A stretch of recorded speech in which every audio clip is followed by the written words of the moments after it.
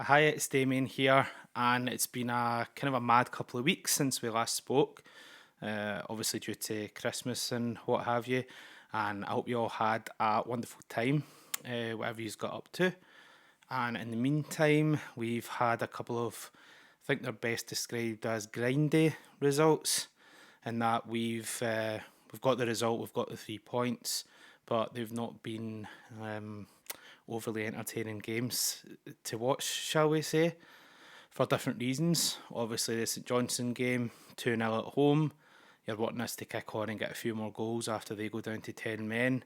However, it's easier said than done with a depleted squad, kind of limping towards January, if you like. And obviously, their low block only gets lower and more compact and more difficult to break down once they go down to 10 men. So frustrating, yes, but we got the job done.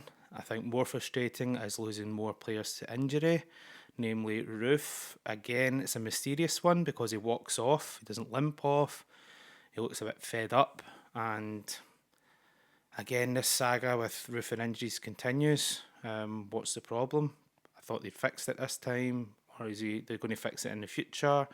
Is he going to be back? When is he going to be back? If he's going to be back? It's just a kind of a ongoing merry-go-round of what the fuck's going on, basically, for want of a better phrase. Um, Obviously, we could be doing without that. Lundstrom goes off injured after the shocking challenge that eventually ended up in a red card, thanks to VAR. Big bad VAR again, doing the right thing. Even though the linesman, the referee, were in full view of the incident and decided a yellow card was in order. Strange one that, but we'll move swiftly on. Obviously, then we had the Motherwell away game, further depleted and even more makeshift midfield with Kieran Dowell making up the numbers. And to be honest, big positive there is Dowell coming in from the cold and doing precisely what you want a fringe player to do, and that is come in when needed and be dependable and shine just precisely when we need you to shine.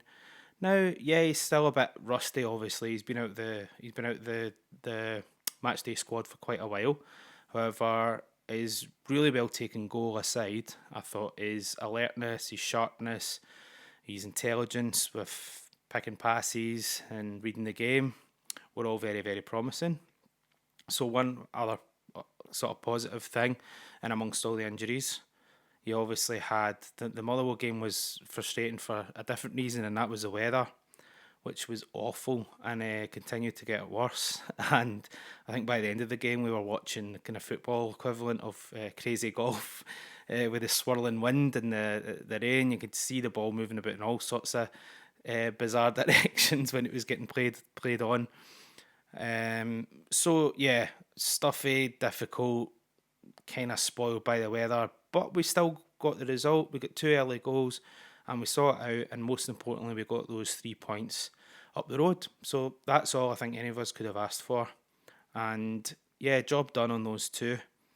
Obviously, just yesterday we had the news that we've signed Fabio Silva from Wolves on a 6 months loan deal. Obviously, starting in January, so he'll not be playing tomorrow.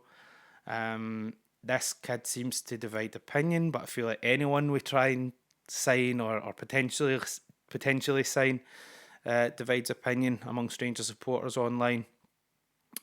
I think because the kid's not scoring a lot of goals, it's another bad signing, another project, and all that kind of stuff.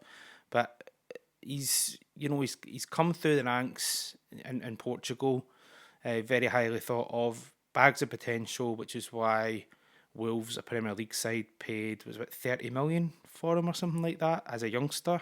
So it's not chump change we're talking about, and it looks like it's a decent player if he can hit the ground running, and we might just be hoping at the end of the season that we had an option to buy. However, I understand it's been made clear that there wouldn't be, not that we could probably afford him anyway, even if there was.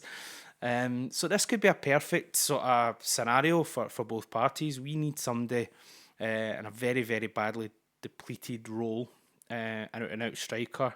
I understand he can play a sort of a 10 as well, and he's quite flexible in the sort of forward areas.